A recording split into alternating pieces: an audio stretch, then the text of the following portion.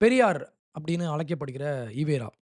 அந்த நபர் பத்தி சீமான் சொன்ன ஒரு கருத்து. அவர் பேசின கருத்துக்கு இன்னைக்கு வரைக்கும் சீமான் ஆதாரம் குடுக்கவே இல்ல. முக்கியமா பெரியார் வந்து இன்செஸ்ட்ட ஆதரிச்சாரு. நம்ம குடும்பத்தில இருக்கிற குளோஸ் ரிலேட்டிவ்ஸ் கூட நம்ம ரிலேஷன்ஷிப் வச்சுக்கலாம். அப்படின்ற மாரி பெரியார் சொன்னாரு.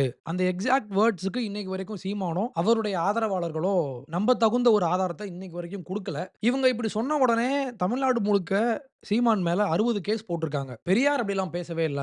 இது அவதூறு அப்படிலாம் பேசிட்டு இருந்தாங்க. சீமான வந்து ரொம்ப தரங்கெட்ட வகையில, ரொம்ப மோசமான வார்த்தைகள்ல அதெல்லாம் இப்ப நான் பேச முடியாது. அந்த அளவுக்கு மோசமான வகையில திமுக மேடைகள்ல பேசக்கூடியவங்க. திராவிட மேடைகள்ல போயி பேசக்கூடிய யூடியூபர்ஸ் பல பேர் வந்து ரொம்ப மோசமா பேசியிருந்தாங்க. அவங்க என்ன சொன்னாங்கன்னா, "சீமான் அந்த மாதிரி பேசுறதுக்கான ப்ரூஃப் எங்க இருக்கு? எவிடன்ஸ குடு" அப்படின்னு கேட்டாங்க. அதற்கான எவிடன்ஸ் என்கிட்டயும் கிடையாது.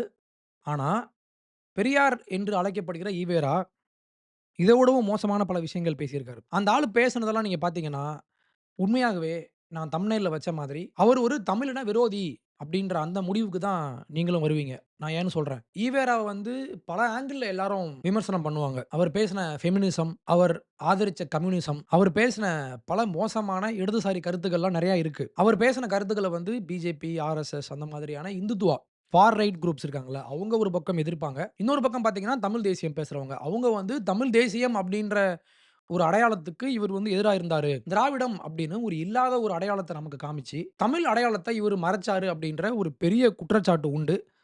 அது உண்மதான். நான் அத முழுமையா ஏற்கிறேன். ஏன்னா, தமிழ் அடையாளத்த மறைக்கிறதுக்காக தான் இவங்க வந்து திராவிடம் அப்படின்ற அந்த விஷயத்த வந்து பேசிட்டு இருக்காங்க அப்படின்றது தான் உண்ம. அதற்கு நம்மிடம் நெறைய எவிடன்ஸ் உண்டு. முக்கியமா இந்த வீடியோல நான் பேசப்போற விஷயம் என்னன்னா, பெரியார் அப்படின்றவர் ஏன் நம்முடைய இனத்திற்கு எதிரின்னு நான் ஏன் சொல்றேன்? ஒரு விஷயம் என்ன அப்டின்னா, அவர் வந்து நம்ம தமிழ் அடையாளங்கள், தமிழ் லிட்டரேச்சர், தமிழ் மொழி மேல அவர் வச்சிருந்த ஒரு வன்மம். நம்மளுடைய மொழிய வந்து அவர் எப்படி அப்ரோச் பண்ணாருன்னு நீங்க பார்த்தீங்கன்னா, வேறு எங்கேயுமே இப்படி நடக்காது. வேற எங்கேயுமே ஒரு மொழியை, ஒரு இன அடையாளத்தை அழிச்சிட்டு, அத அழிக்கணும் அப்படின்னு ஒருத்தர் பேசிட்டு, அந்த மொழியினுடைய இலக்கிய ஆதாரங்கள் எல்லாத்தையும் ஒழிக்கணும் அப்படின்னு ஒருத்தர் பேசிட்டு, எப்படி அவர வந்து நம்ம ஊர்ல தந்தை அப்படின்னு சொல்லுவாங்கன்னு இவரு எங்கேயுமே பண்ண மாட்டாங்க. நம்ம தான் அத பண்ணிக்கிட்டு இருக்கோம். ஆங்கிலத்தில இத வெப் ஆஃப் லைஸ் அப்படின்னு சொல்லலாம். ஒரு பின்னல் மாதிரி, ஒரு வெப் மாதிரி ஒரு பொய்ய வந்து பின்னி, பின்னி, பின்னி வச்சு, பெரியார் இல்லன்னா நம்ம எதுவுமே செஞ்சிருக்க முடியாது. அப்படின்ற மாதிரியான ஒரு விஷயத்த, ஒரு பொய்ய நம்மகிட்ட வந்து நம்ப வச்சிருக்காங்க அப்படின்றது தான் இங்க ரொம்ப ஒரு சோகமான விஷயம். முக்கியமா ஒரு டிவி டிபேட்ல ஒரு திமுகவை சேர்ந்த ஒருத்தர் பேசுறாரு. இவரு கான்ஸ்டன்டைன் அப்படின்ற ஒரு புரொஃபசர். திமுகல கொஞ்சம் ஒழுக்கமா, கொஞ்சம் நாகரிகமா பேசக்கூடியவர்கள்ல இவரும் ஒருத்தர். இவர் என்ன சொல்றாரு பாருங்க. அடுத்து நீங்க கேட்டீங்க என்ன 75 ஆண்டு காலத்தில் இந்த திராவிட இயக்கம் என்பது சாதித்தது, குறிப்பாக திமுக சாதித்தது என்று சொன்னால், இன்றைக்கு நாம் இந்த விவாத களத்தை நடத்துகிற போது நண்பர் சூர்யா, பாசத்துக்குரிய சகோதரர் விஜயபாஸ்கர், சகோதரர் டாக்டர் சுமன் சி ராமன், அன்பு சாச்சா சானவாஜ், நான் என்று சமமாக உட்கார்ந்து இருக்கிறோம். எங்களை நெறியாளுகை செய்வது என் ஆர்வீர் நண்பர் கார்த்திகை செல்வன். இதுவே திராவிட இயக்கத்தின் சாதனை. 75 ஆண்டுகளுக்கு முன்னால் இது சாத்தியமே கிடையாது. கேஸ் நீங்கள் நெறியாளுகை செய்கிறீர்கள் என்று சொன்னால் எத்தனை பேர் உங்களுக்கு கீழே உட்கார்ந்து அதன் கீழ் கருத்து சொல்வதற்கு தயாராக வருவார்கள் என்று சொன்னால் ஒரு வர்க்கம் அதை ஏற்றுக்கொள்ளவே கொண்டிருக்கார். இன்றைக்கு இதை சாத்தியப்படுத்தி இருப்பதே திராவிட இயக்கத்தின் வெற்றி என்று நான் பார்க்கிறேன். இந்த 4 பேரும் டிவி டிபேட்ல உட்கார்ந்து பேசுறதுக்கு காரணமே பெரியார் தான். திமுக, திக தான் அப்படின்ற மாரி இவரு சொல்றாரு. இப்போ இவங்க என்ன பண்ணுவாங்க அப்படின்னா, நம்ம எல்லாமே நம்மளுடைய முன்னோர்கள் எல்லாமே முட்டா பசங்க. இவங்க வந்ததுக்கு அப்புறம் தான் லாஸ்ட் ஒரு 50 வருஷம், ஒரு 60 வருஷமா தான் நம்ம வந்து படிக்கவே ஆரம்பிச்சோம். நம்ம வந்து ஒழுங்கா வாழவே ஆரம்பிச்சோம். இவங்க வந்ததுக்கு அப்புறம் தான் நம்ம ட்ரெஸ் போடவே ஆரம்பிச்சோம். இந்த மாதிரி எல்லாம் ஒரு நரேட்டிவ வந்து இவங்க செட் பண்றாங்க. ஒரு சொசைட்டி எப்படி ஃபங்ஷன் ஆகுது, ஒரு சமூகம் எப்படி எவால்வ் ஆகுது அப்படின்ற அந்த விஷயமே புரியாம, ஒரு சொசைட்டி வந்து வளர்றதுக்கு பல ஃபேக்டர்ஸ் உண்டு. பொருளாதாரம், சமூகம், அவங்களுடைய மத அடையாளங்கள், இன்னும் சொல்லப்போனா ஒரு பகுதி ஜியோகிராபிக்கலி எங்க அமைஞ்சிருக்கு. இதெல்லாம் பொறுத்து தான் ஒரு சொசைட்டி எப்படி எவால்வ் ஆகுது அப்படின்றத ஆந்த்ரோபாலஜில படிப்பாங்க. இத எதுவுமே பண்ணாம, நம்மளுடைய மொத்த வளர்ச்சிக்கும் இவர் ஒருத்தர் தான் காரணம் அப்படின்ற மாரி ப்ரொஜெக்ட் பண்ணி, அப்ப இவங்க என்ன பண்ணுவாங்கன்னா, இவங்கள பெருசா காட்டணும். முக்கியமா இந்த ஈவேரா அப்படின்ற இந்த ஒரு பிம்பம் இருக்குல்ல, இந்த ஒரு இமேஜ். இவங்க இப்ப என்ன பண்ணுவாங்கன்னா, நம்மளுடைய முன்னோர்கள் இருக்காங்கல்ல, அவங்கள சின்னதா காட்டுவாங்க. ஒருத்தர சின்னதா காட்டணும் அப்படின்னா என்ன பண்ணலாம்னா, அதுக்கு ஒரு வழி இருக்கு. இவர பெருசா காட்டணும். இவர பெருசா காமிச்சு, இவங்கலாம் ஒண்ணுமே இல்ல. இவங்கலாம் காட்டுமிராண்டி பசங்க அப்படின்ற மாதிரி ஒரு ப்ரொஜெக்ஷன். ஒரு பொய் பிம்பத்த காமிச்சு, நம்மள வந்து ஏமாத்தியிருக்காங்க அப்படின்றது தான் உண்ம. அதுக்கு நான் ஒரு எக்ஸாம்பிள் சொல்றேன். முக்கியமா பெரியார் அப்படின்ற இந்த நபர் வந்து தமிழ் லிட்டரேச்சர் பத்தி என்ன பேசியிருக்காரு? எனக்கு வந்து அது ஒரு மெயின் பிரச்சனை. ஏன்னா, ஒரு இலக்கியம் தான் ஒரு சமூகத்தினுடைய ஒரு கலாச்சார அமைப்பினுடைய ஃபண்டமெண்டல். இப்போ 2000 இயர்ஸ்க்கு முன்னால நம்மளுடைய முன்னோர்கள் நமக்காக எழுதி வச்ச அந்த இலக்கிய படைப்புகள். அத நீங்க பின்னால போய் பார்த்தீங்கன்னா தான், தமிழ் சமூகம் எப்படி வளர்ந்திருக்கு? தமிழ் சமூகம் எப்படி ஒரு அட்வான்ஸ்ட் சிவிலைசேஷனா வாழ்ந்திருக்கு? நம்ம எவ்வளோ முற்போக்கான ஒரு சொசைட்டியா வாழ்ந்திருக்கோம்? நம்மளுடைய இலக்கிய செழுமை என்னது? நம்ம கிட்ட இருந்த அந்த இலக்கிய படைப்புகள், அந்த இலக்கிய பண்பாடு, அந்த இலக்கிய வளமை அப்படின்றது வேர்ல்டு கிளாஸ்ன்னு நான் சொல்லுவேன். அது வந்து உலகத்தரமானது. இவ்வளவு வளமையான ஒரு இலக்கிய பண்பாடு கொண்ட தமிழ் மொழிய பத்தியும், தமிழ் லிட்டரேச்சர் பத்தியும் முக்கியமா, இந்த ஆள் என்னலாம் பேசியிருக்காருன்னு நீங்க கவனிச்சீங்கன்னா, உண்மையாகவே இந்த நபர் எவ்வளவு ஒரு சைக்கோபாத், எவ்வளவு ஒரு மனப்பிறழ்வு கொண்டவர்ன்னு நீங்க புரிஞ்சுக்கலாம். ஒரு மொழி மேல இவ்வளவு ஹேட்ரட், இவ்வளவு வெறுப்போட அந்த இலக்கிய பண்பாடு மொத்தத்தையும் அடிச்சு காலி பண்ணி, இன்னைக்கு வரைக்கும் அதனுடைய விளைவுகள தான் நம்ம இன்னைக்கு ஃபேஸ் பண்ணிட்டு இருக்கோம். அவர் என்ன சொன்னார் அப்படின்றதுக்கே நம்ம போயிரலாம். அத நான் ப்ளே பண்றேன். கேட்டு வாங்க. இந்த நிலைமை மாத்துறதுக்காக பாடுபட்டவன் என்னான்னு ஒருத்தன் பேரை சொல்லுங்களேன். சும்மா என்னமோ அது மாதிரி வளருமா, மறுபடியும் அவன் ஜாலி குச்சியை காட்டிடுவான். கடவுளே வெங்காயமே என்னவான், கடவுளை அதெல்லாம் வெங்காயம் அதெல்லாம் ஒளியுங்கடா, அது பண்ணுங்கடா, இது அழியுங்கடா, உங்க மானத்தை காப்பாத்துங்கடா அப்படின்னு எவன் சொன்னா ஒருத்தன் பேரை சொல்லுங்க பார்க்கலாம். ஒரு நாள் இல்ல, 2 நாள் இல்ல, 2000 வருஷமா. கடவுள ஒழிக்கணும் அப்படின்னு தமிழ்ல லாஸ்ட் 2000 இயர்ஸ்ல யாரு பேசினா அப்படின்னு கேட்கிறாரு. யாரும் பேசலன்றது உண்மதான். ஏன் பேசல அப்படின்னா, தமிழ் லிட்டரேச்சர் மரபு முழுக்க பார்த்தீங்கன்னா, கடவுள் அப்படின்றது கூட சேர்ந்து தான் இருக்கும். அடுத்தவர் என்ன சொல்றாருன்னா, மத்த நாட்டம் செய்யற காரியம் நம்ம செய்ய முடியல, செய்யறதுக்கு என்ன இருக்குது அப்படி ஒன்று இருக்குன்னா எது குரல்ல பாப்பியா, நாலடியார்ல பாப்பியா, ராமாயணத்துல பாப்பியா, பாரதத்துல பாப்பியா, சங்க இலக்கியங்கள் வெங்காயம் அதுல இல்லையா நீ பார்க்க முடியுமா? எதுல இருக்குது? உன் இதுல இருக்குதுன்னு இந்த சாமியை அவங்க பண்ணாச்சு, அதுகளுடைய ஒழுக்கம் நாணயம் உன்னுடைய முட்டாள்தனம் அதுதான் அதுல இருக்குது. நீ வளர்றதுக்கான காரியம் எது இருக்குது? தமிழே முட்டா பசங்க பாக்க காட்டுங்களா நீங்க பாக்க நான் சொன்ன போது குதிச்சாங்க எல்லா பையனும். சமுதாயத்தை வந்து செய்யறவனா அவனுக்கு கடவுள் பக்தி இருக்கக்கூடாது, மதபக்தி இருக்கக்கூடாது, தேசபக்தி இருக்கக்கூடாது, மொழி பக்தி இருக்கக்கூடாது. எந்த பேர் கடவுளையோ மதத்தையோ சாஸ்திரத்தையோ மொழியோ இலக்கியத்தையோ கையில வச்சுக்கிட்டு சமுதாயத்தை வந்து செய்யறானோ அவன் சோத்தையும் பிள்ளையும் கலர்ச்சிங்க அப்படின்னு அர்த்தம். எங்கேயோ கனடால பொறந்து நம்ம ஊருக்கு வந்து, நம்ம மொழிய கத்துக்கிட்டு, நம்மளுடைய திருக்குறள ஆங்கிலத்தில மொழிபெயர்த்தாரு ஜி.யு. போப். ஏன் பண்ணாரு? இன்னைக்கு வரைக்கும் நீங்க திருக்குறள எடுத்து படிச்சீங்கன்னா, இவ்ளோ பெரிய ஞானி நம்ம ஊர்ல வாழ்ந்திருக்காரு அப்படின்றது நமக்கெல்லாம் பெருமை. அதுக்கப்புறம் நாலடியார். இந்த ஆளு அதையும் குப்பன்னு சொல்றாரு. நாலடியார்ல மொத்தம் 400 பாடல்கள் உண்டு. அதுல அறம் பத்தி ஒரு விஷயம் பேசியிருப்பாங்க. அத நான் படிக்கிறேன். "அரும்பயல் யாக்கையை பெற்ற பயத்தால் பெரும்பயனும் ஆற்றவே கொள்க. கரும்பூர்ந்த சாறுபோல் சாலவும் பின் உதவி மற்றதன் கோதுபோல் போகும் உடம்பு." இதுல என்ன அர்த்தம் அப்படின்னா, ஒரு கரும்பு இருக்கு. அந்த கரும்ப வந்து நம்ம சாறு பிழியிறோம். சார பிழிஞ்சு சார மட்டும் தனியா எடுத்துட்டு, அந்த கரும்பு சக்கைய நம்ம தூக்கி போட்டுர்றோம். இவங்க என்ன சொல்றாங்க, அந்த கரும்பு சாறு தான் நீங்க செய்ற அறம். அந்த கரும்பு சக்கை அப்படின்றது உங்க உடம்பு. எப்படி நீங்க இறந்ததுக்கு அப்புறம் உங்க உடம்பு வந்து மண்ணுக்கு போகுதோ, அதே மாதிரி நீங்க வாழ்ந்து முடிச்சதுக்கு அப்புறம் உங்க உடம்ப வச்சு ஒரு யூஸ் கிடையாது. எது வந்து சுவை தரும், எது மக்களுக்கு நன்மை பயக்கும் அப்படின்னா, நீங்க செஞ்ச அறம். நீங்க செஞ்ச அறம் தான் மக்களுக்கு அந்த ஜூஸ் மாதிரி இனிமைய குடுக்கும் அப்படின்னு இதுல வந்து எழுதி வச்சிருக்காங்க. இதே மாதிரி நாலடியார்ல நீங்க 400 பாட்டையும் படிச்சீங்கன்னா, எத்தனையோ 1000 வருஷத்துக்கு முன்னால நம்மளுடைய முன்னோர்கள் தமிழ்ல நமக்கு எழுதி வச்சுட்டு போன இந்த பொக்கிஷங்கள்லாம் எதுன்னு உங்களுக்கு புரியும். அடுத்து இந்த ஆள் என்ன பண்றாரு, மொத்த சங்க இலக்கியத்தையும் வெங்காயம் அப்படின்றாரு. அதுல ஒண்ணுமே இல்ல.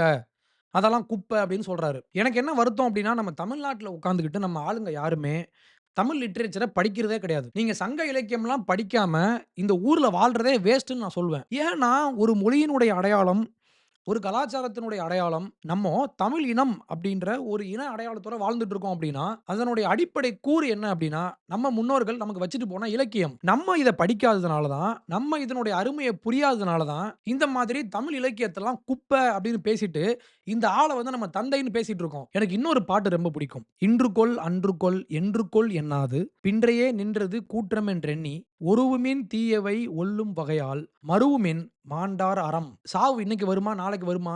இல்ல எப்ப வரும்? நான் எப்ப சாவேன் அப்படின்னு நினைக்காம, சாவு உன் பின்னாலேயே நிக்குது அப்படின்ற மாரி நெனச்சு, தினமும் நீ அறமா வாழணும். அதுல முக்கியமா கவனிங்க. மருவுமின் மாண்டார் அறம். மாண்டார்னா யாரு? இறந்து போனவங்க. நம்மளுடைய முன்னோர்கள் நமக்கு காமிச்சுட்டு போன அந்த அற வாழ்க்கைய, நீ வந்து அணைச்சுக்கோ. அத உன்னுடைய வாழ்க்கை நோக்கமாக மாத்திக்கோ அப்படின்ற மாரி எழுதியிருப்பாங்க. உலகம் முழுக்க எத்தனையோ படைப்புகள நான் படிச்சிருக்கேன்.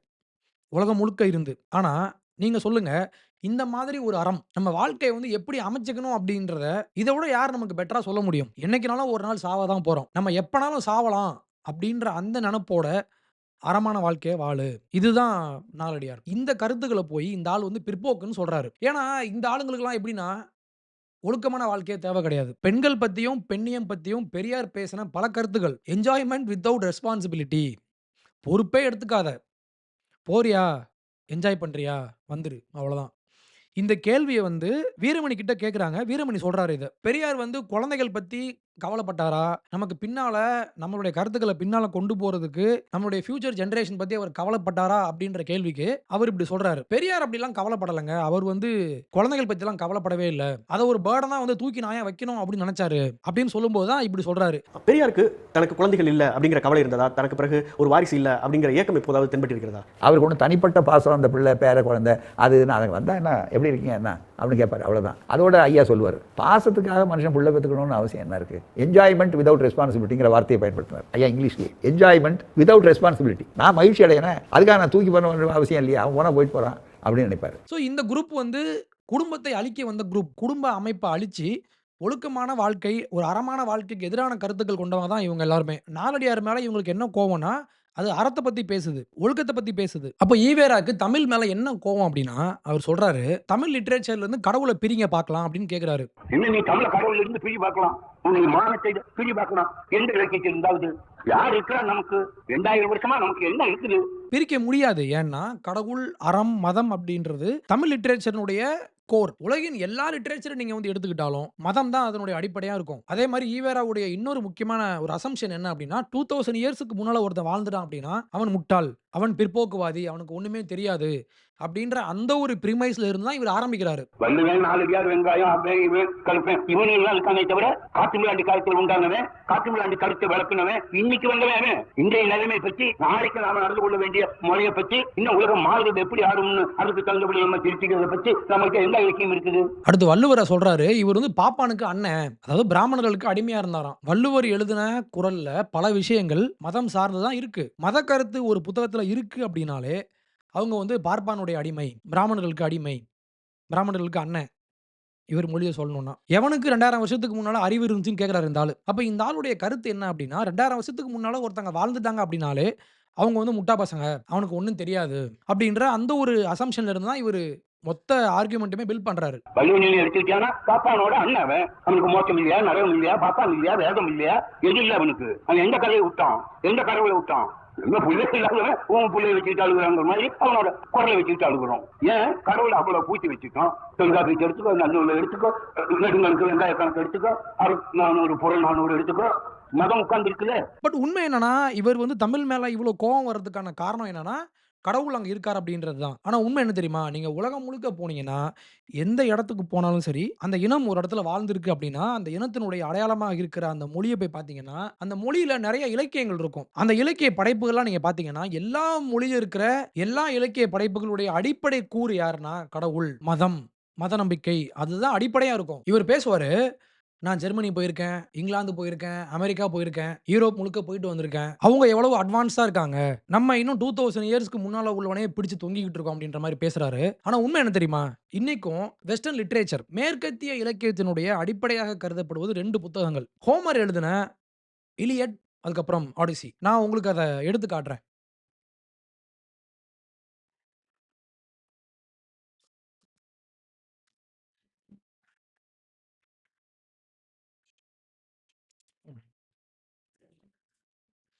இது வந்து இலியட். ஹோமர் எழுதின இலியட். இந்த புக் வந்து ஆடிசி. ஓகே. இன்னைக்கும் நீங்க ஆங்கில இலக்கியம் படிக்கிறவங்கட்ட போய் கேட்டு பாருங்க. முக்கியமாக வெஸ்டர்ன் லிட்டரேச்சர் வந்து ஒரு ஆர்கனைஸ்டா படிப்பாங்கல்ல, அவங்கட்ட போய் கேட்டீங்கன்னா, அவங்க சொல்லுவாங்க, இந்த 2 புத்தகங்கள் தான் மேற்கத்திய கலாச்சாரத்தினுடைய அடிப்படை. இந்த 2ம் வந்து ஒரு கவிதை. இத வந்து எபிக் போயம் அப்டின்னு சொல்லுவாங்க. நீங்க இந்த புக்ஸ படிச்சீங்களோ இல்லையோ, இந்த 2 புக்கினுடைய தாக்கம் இன்னைக்கு வரைக்கும் நம்மகிட்ட பரவி கிடக்கு. இந்த புக் எழுதப்பட்ட ஆண்டு எப்ப தெரியுமா?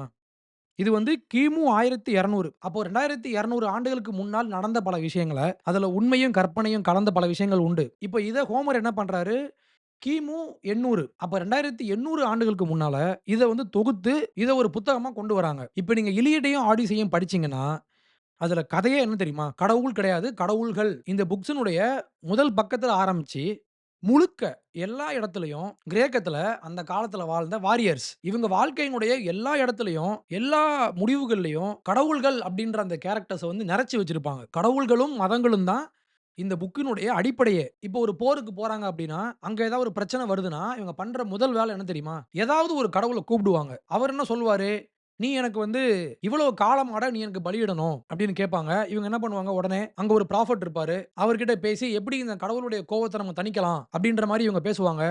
இந்த போயம் முழுக்க நீங்க பார்த்தீங்கன்னா, இது மட்டும் தான் இருக்கும். ஆனா, இன்னைக்கு இந்த 2 புத்தகங்களும் இல்லாமல், ஆடிசியும், இலியடும் இல்லாமல் வெஸ்டர்ன் லிட்டரேச்சரே கிடையாது. மேற்கத்திய கலாச்சாரமும், மேற்கத்திய அடையாளமும் இந்த 2 புத்தகத்தின் மேல தான் கட்டப்பட்டிருக்கு அப்படின்றது தான் உண்ம. ஆனா, அவங்க யாருமே இதுல வந்து கடவுள் பத்திலாம் பேசியிருக்கு. இதெல்லாம் குப்ப அப்படின்னு யாரும் சொல்லல. ஆனா, இங்க நம்ம ஊர்ல உட்கார்ந்துட்டு ஒருத்தர் அப்படி பேசிட்டு இருக்காரு. இதுல இன்னும் ஒரு படி மேல போய் நான் சொல்றேன். என்னன்னா, நோலன் இருக்கார்ல, நோலனுடைய அடுத்த படம் ஆப்பன்ஹைமர பத்தி ஒரு மாடர்னா ஒரு படத்த எடுத்துட்டு, இவரோட அடுத்த படம் என்ன தெரியுமா? ஆடிசி. ஆடிசிய பேஸ் பண்ணி தான் அடுத்து படமே பண்ண போறாரு கிறிஸ்டோபர் நோலன். இப்போ ஒரு 2 வீக்ஸ்க்கு முன்னால தான் அனவுன்ஸ் பண்ணாங்க. அத நான் படிக்கிறேன். Christopher Nolan's next film the odyssey is a mythic action epic shot across the world using brand new IMAX film technology. The film brings Homer's foundational saga to IMAX film screens for the first time and opens in theaters everywhere on July 17th, 2026. இப்போ நான் ஒண்ணு கேட்கிறேன். நீங்க சொல்லுவீங்கல்ல, அறிவியல் தான் எல்லாம் பெருசு அப்படின்னு பேசுவீங்கல்ல. அறிவியல பேஸ் பண்ணி மோஸ்ட்லி அவரு சயன்ஸ் ஃபிக்ஷன் தான் வந்து எடுத்துட்டு இருப்பாரு. அறிவியல் சார்ந்து நீங்க சொல்ற மாரி ரொம்ப மாடர்னா படம் எடுக்கிற நோலனே, ஆடிசிய வச்சு படம் பண்றாரு. ஏன்? இத்தனை ஆண்டுகள் ஆன பின்பும், நம்ம அறிவியல்ல எவ்வளவோ சாதிச்சிட்டோம் அப்டினாலும், மேற்கத்திய சமூகத்தினுடைய அடிப்படை என்ன அப்டின்னா, ஆடிசியும், இலியட் தான். இந்த 2ம் இல்லாம அவனுடைய கல்ச்சரே கிடையாது அப்டின்றத அவனுக்கு புரிஞ்சிருக்கு. ஈவேரா இன்னைக்கு எதெல்லாம் வேணான்னு சொல்றாரோ, மதம், கடவுள், சாத்திரம், சம்பிரதாயம் எல்லாமே இந்த 2 புக்லயும் இருக்கு. அப்ப நோலனுக்கு தெரிஞ்சிருக்கு என்னன்னா, இன்னைக்கும் இந்த 2 புக்கும் நமக்கு ரெலவென்ட்டா இருக்கு. 3000 ஆண்டுகள் ஆகப்போது. ஆனா இன்னைக்கும் இது நமக்கு தேவ. அப்டின்றத அவரு புரிஞ்சிருக்காரு. அப்ப என்ன அப்டின்னா, உங்களுக்கு மதம் பிடிக்கல அப்டின்னா பரவால்ல. ஆனா, இந்த மொழியினுடைய அடையாளமாக இருக்கிற வள்ளுவரையும், நாலடியாரையும், இளங்கோவடிகளையும் நீங்க வந்து வில்லனா காமிக்கும்போது தான் பிரச்சனை வருது. நம்மளுடைய கல்ச்சர்னுடைய அடிப்படை கூறுகள் இது எல்லாமே. நமக்கு பிடிக்குதோ இல்லையோ, நமக்கு கடவுள் வேணுமோ வேணாமோ, ஆனா நம்ம மொழியினுடைய அடிப்படை, நம்ம மொழியினுடைய அடையாளம் யாருன்னா, இவங்க எல்லாரும் தான். தமிழ் லிட்டரேச்சர்ல இருந்து கடவுள தூக்கிட்டா, அங்க ஒண்ணுமே இருக்காதுன்னு இவரு பேசுறாருல்ல, அதே மாதிரி வெஸ்டர்ன் லிட்டரேச்சர்லயும் நீங்க கடவுள தூக்கிட்டீங்கன்னா, அங்க ஒண்ணுமே இருக்காது. ஃபார் எக்ஸாம்பிள் மில்டன் எழுதின பாரடைஸ் லாஸ்ட். பாரடைஸ் லாஸ்ட்லாம் வந்து பைபிளோட ஒரு கதை. பைபிள்ல ஆடம் அண்ட் ஈவ் வந்து அந்த பழத்த சாப்பிட்டுருவாங்க. சாத்தான் வந்து பாம்பு ரூபத்துல அவங்கள ஏமாத்துவான். அவங்க அந்த பழத்த சாப்பிட்டுருவாங்க. இதனால தான் கடவுளுக்கும் மனிதனுக்குமான அந்த பிரிவு ஏற்பட்டுச்சு. மனுஷன் வந்து கடவுள விட்டு தூரம் போறதுக்கு காரணம் என்னன்னா, இந்த ஒரு இன்சிடென்ட் தான் அப்படின்ற மாரி பைபிள்ல பேசியிருப்பாங்க. இப்ப ஜான் மில்டன் என்ன பண்றாரு, அவருக்கு கண்ணு தெரியாது. இந்த ஒரு கதைய மட்டும் பேஸா வச்சு பாரடைஸ் லாஸ்ட் அப்படின்ற பெயர்ல ஒரு எபிக் போயம் எழுதியிருப்பாரு. இன்னைக்கு வரைக்கும் ஆங்கில இலக்கியத்துல நீங்க பாரடைஸ் லாஸ்ட் படிக்காம நீங்க கடந்து போகவே முடியாது. ஆங்கில இலக்கியத்தினுடைய மிக முக்கியமான உலகத்தரமான ஒரு போயம் அது வந்து. அவர் எழுதின அந்த லாங்குவேஜ்லாம் அவ்வளோ ரிச்சா இருக்கும். அதுக்கப்புறம் டிவைன் காமெடி இந்த மாதிரி நெறைய விஷயங்கள் இருக்கு. இதெல்லாம் தாண்டி நீங்க மாடர்னா வந்தீங்கன்னா, டால்ஸ்டாய், டாஸ்டாவ்ஸ்கி இவங்க எல்லாமே இவங்க எழுதின இலக்கியம் ஃபுல்லா பார்த்தீங்கன்னா, கடவுள் தான் அங்க மையமா இருப்பாரு. அப்ப என்ன நான் சொல்ல வரேன் அப்டின்னா, இந்த ஆள் சொல்ற மாரி, பெரியார் சொல்ற மாதிரி, கடவுள வந்து நம்ம எடுத்துட்டோம் அப்டின்னாலே, உலகத்துல எந்த லிட்டரேச்சரும் நிக்காது. ஆனா இவ்ளோ வளர்ந்த வெஸ்டர்ன் கண்ட்ரீஸ்ல யாருமே பாரடைஸ் லாஸ்ட் அப்டின்ற அந்த புக்கினுடைய முக்கியத்துவத்த வந்து யாரும் குறைச்சு பேச மாட்டாங்க. கடவுளே இல்ல அப்டின்னு சொல்லிட்டு இருக்கிற ரிச்சர்ட் டாக்கின்ஸ் மாதிரியான ஆட்களும் கூட, எனக்கு பைபிள் பிடிக்கும் அப்டின்னு சொல்றாங்க. ஏன்? பைபிள்ல 1611ல கேஜேவி அப்டின்ற ஒரு பைபிள் டிரான்ஸ்லேஷன் ஆங்கிலத்துல வந்துச்சு. இன்னைக்கும் நீங்க படிச்சீங்கன்னா, அவ்ளோ பொயட்டிக்கா இருக்கும். You can't appreciate English literature unless you know something about the Greek gods. You can't appreciate Wagner unless you know something about the Norse gods. You can't appreciate English literature unless you are, to some extent at least, steeped in the King James Bible.